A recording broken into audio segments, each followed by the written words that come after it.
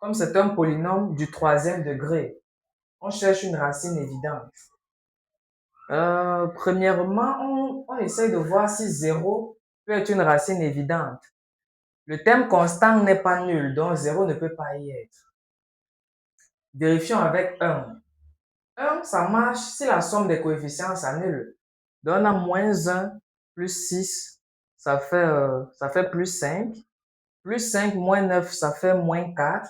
Moins 4 plus 4, ça fait 0. Donc, 1 est une racine évidente de ce polynôme. OK? Je dis xa de 1 égale à 0. Donc, je peux dire que xa de lambda est égal.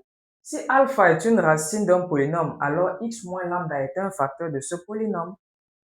Donc, je peux dire que le polynôme, c'est lambda moins 1, facteur de a carré, a lambda carré plus b lambda plus c. Donc, je dois le factoriser. Je cherche un polynôme de second degré parce que c'est un polynôme de troisième degré. Du coup, je le développe. Ça nous fait, comme ce sera long, je préfère écrire ici. Ça nous fait a lambda au cube plus b lambda carré plus c lambda moins a lambda carré moins b lambda moins c. J'ordonne. Ça fait ici a lambda au cube plus les lambda carré, on a b et moins a. Donc b moins a lambda carré. Les lambda simples, on a c moins b lambda.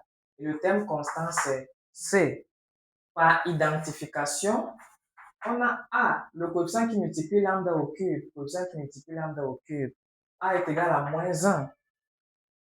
Et celui qui multiplie lambda carré, c'est b moins a. B moins a égale à 6. Okay? C moins b égale à moins 9.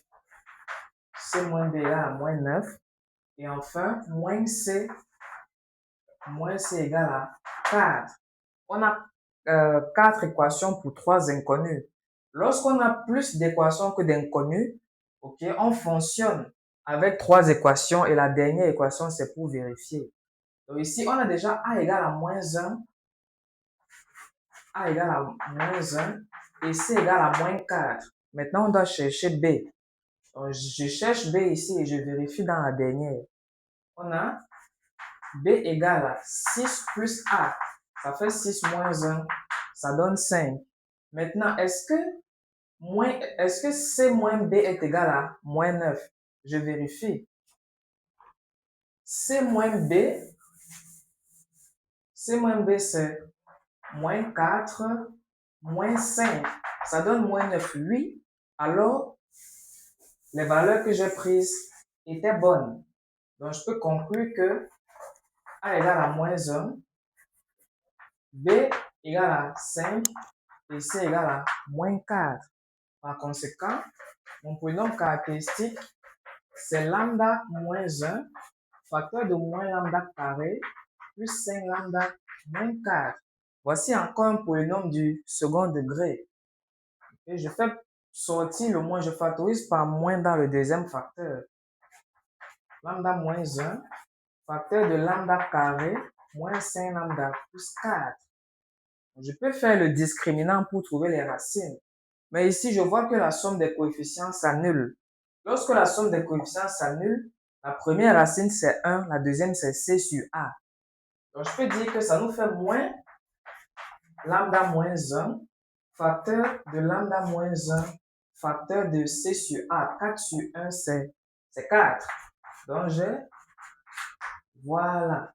Voici une factorisation de notre polynôme caractéristique. Alors, les valeurs propres qu'on cherchait, vous regardez bien, les valeurs propres de notre polynôme caractéristique, ce sont les racines de ce polynôme. OK? Lambda 1, c'est 1 et lambda 2, c'est 4. Et ici, c'est une valeur propre double.